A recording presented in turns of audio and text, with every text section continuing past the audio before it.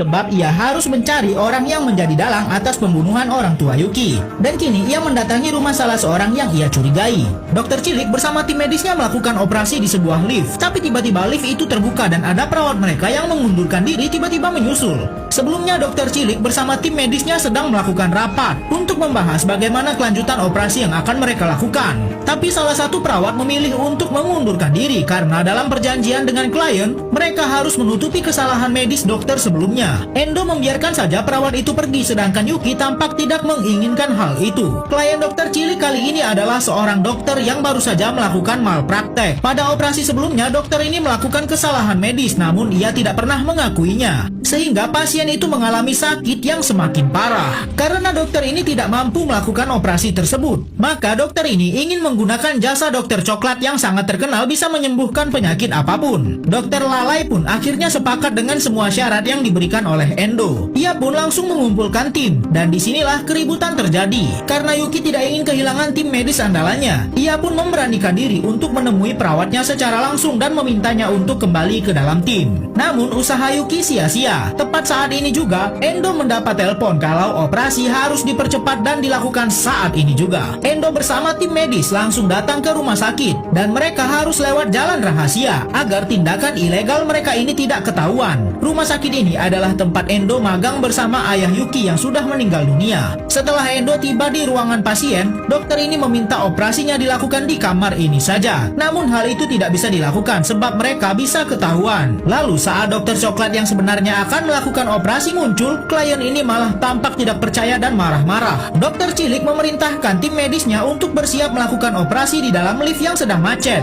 Klien mereka tampak tidak percaya, namun Yuki harus mengambil tindakan cepat. Jika mereka menunggu lift diperbaiki, maka pasien bisa meninggal dunia. Oleh karena itu, ia harus cepat dan tindakan harus segera dilakukan di sini.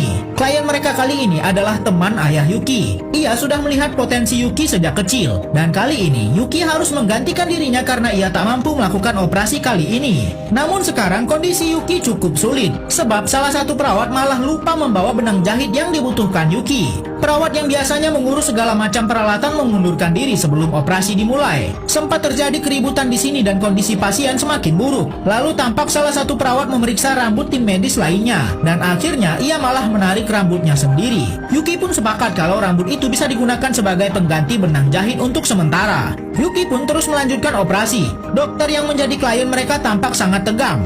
Namun ternyata pendarahan parah terjadi lagi dan tiba-tiba lift tersebut menyala lalu pintunya terbuka. Ternyata itu adalah perawat mereka yang mengundurkan diri. Ia berubah pikiran dan ternyata sudah siap dengan benang jahit yang dibutuhkan oleh Yuki.